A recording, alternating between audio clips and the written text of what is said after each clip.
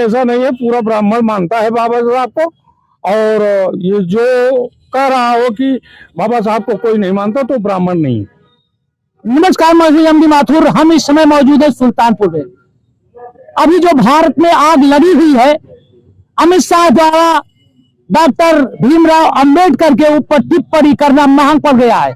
हर समाज के लोग भी इस पर टिप्पणी कर रहे हैं कि इस तरह से महापुरुष के नाम पर टिप्पणी करना गलत है। आइए हमारे साथ मौजूद हैं, आइए हम इनसे जानकारी लेते हैं और इनका परिचय लेते हैं। साहब, क्या नाम है आपका? पहले तो सर्वप्रथम आपको मीडिया बंधुओं को बहुत बहुत धन्यवाद।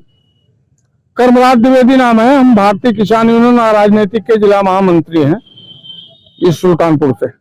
नेताजी, अभी कुछ दिन पहले जो हमारे देश के महान पद पर मौजूद हैं, गृह मंत्री हैं, जो हमारे भारत को संविधान दिया है, उनके ऊपर टिप्पणी कर रहे हैं और कहा है कि अगर अंबेडकर कहने से राम राम कहा जाए तो स्वर्ग मिल जाए। तो क्या अंबेडकर और स्वर्ग में अंतर है कि नहीं? देखिए, जहां तक सरकार की बात है, अंबेडकर जी की बात है, तो अंबेडकर जी प्रखर वक्ता और विद्वान थे। उन्हीं के बताए हुए रास्ते पर आज भी पूरा समाज चल रहा है। कानून उन्होंने बनाया।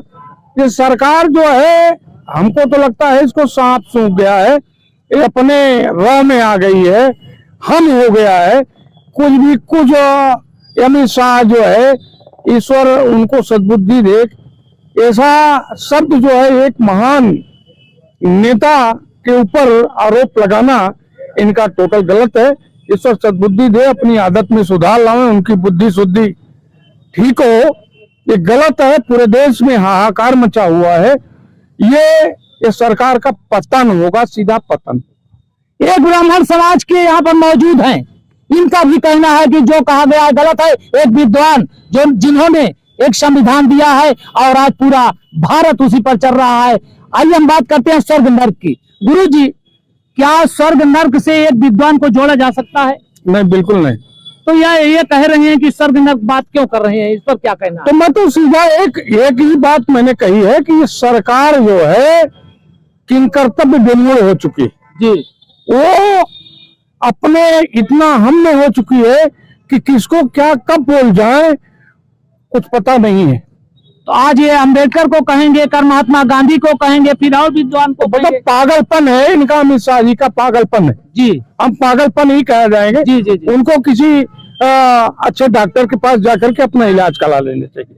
अच्छे डॉक्टर के पास जाकर इलाज करवाना चाहिए। पूरा विश्व कह रहा है, चारों तरफ थूकी थूका हो रहा है, लेकिन मानने के लिए अभी ये मानने के लिए तैयार नहीं है। कह रहे हैं कि हम 15 साल बाद तक नहीं माफी मांगेंगे।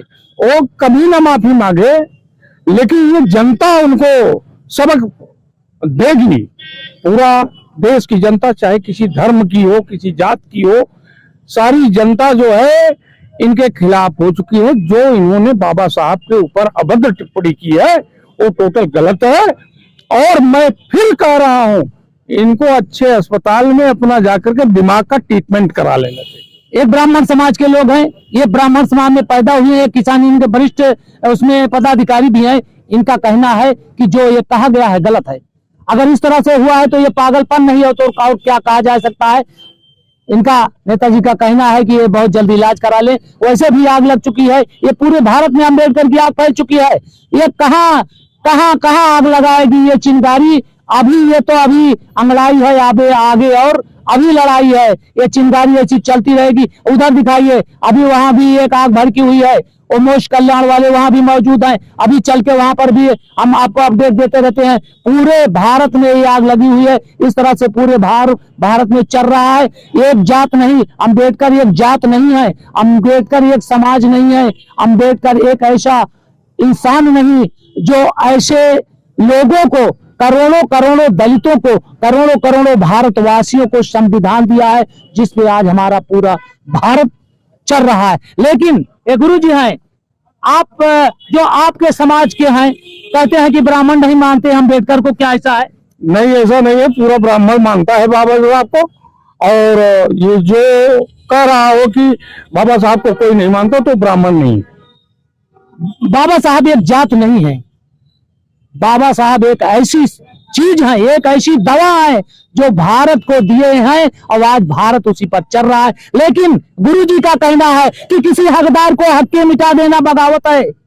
ये हमारे गुरुजी कहना है इनको कि किसी हकदार के हक को मिटा देना बगावत है, किसी के जज्बात को मिटा देना बगावत है। तो समझो ये भी बागी हैं, बगावत काम है इनका, मिटा देंगे जुर्म धरती से, यही पैगाम है इनका। जय हिंद, जय भारत। धन्यवाद।